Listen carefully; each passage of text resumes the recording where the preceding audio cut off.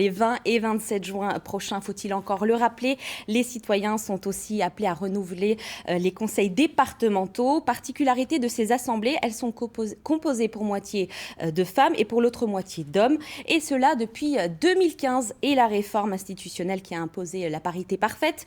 Quelles conséquences pour la vie politique? La répartition du pouvoir est-elle vraiment égalitaire? Réponse avec l'œil de Géraldine Dreyer. Autrefois, un conseil général, ça ressemblait à ça. Des hommes, encore des hommes, réunis pour prendre des décisions. Parfois, une femme s'y faisait une place, discrète, sans faire trop de bruit. Dans le Bas-Rhin, l'Assemblée comptait 8 femmes pour 44 élus. Dans le Haut-Rhin, 2 pour 31 élus. Cas le plus classique, le conseiller général était un homme et sa suppléante une femme. Il décidait, elle souriait et servait le café. Mais ça, c'était avant. Avant 2015 et la réforme du mode de scrutin, une petite révolution. Nous avons formé un binôme exemplaire. Nous remercions nos électeurs, nos formations politiques qui nous ont soutenus. Et on allait voir ce qu'on allait voir, 50% de femmes dans les assemblées départementales. Ça leur a fait drôle aux hommes. Une parité parfaite obtenue par l'élection de binômes mixtes dans chaque canton.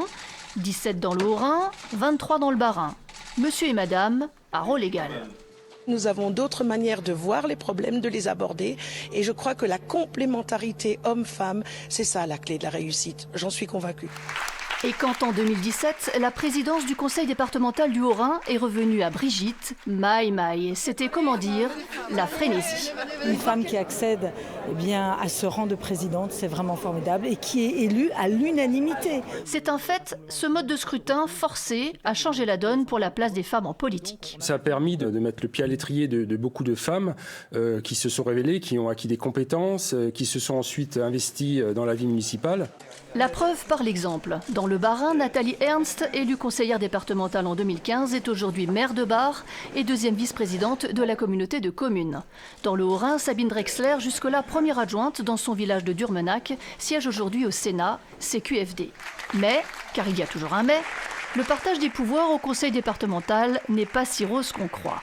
Il n'est pas rare de voir une assemblée pilotée par un tandem masculin, comme par exemple la collectivité européenne d'Alsace avec Frédéric Bierry et son premier vice-président Rémi Witt.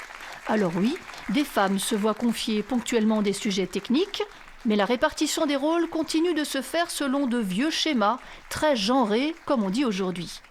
Qui s'occupe du social, du RSA et de la pauvreté ? C'est Josiane et Pascal. Le patrimoine et la culture, c'est pour qui ? C'est pour Bernadette et Cécile. Mais les routes et les mobilités, ça, c'est le rayon d'Alain et Rémi. Bon, comme il faut toujours un contre-exemple, le voici. Lara, on lui a donné l'efficacité financière et la performance administrative. Ça jette, hein ? Bon, dans la vie, elle est inspecteur des finances publiques, ça lui donne quelques arguments. Mais entre nous les nanas, il y a encore des places à conquérir.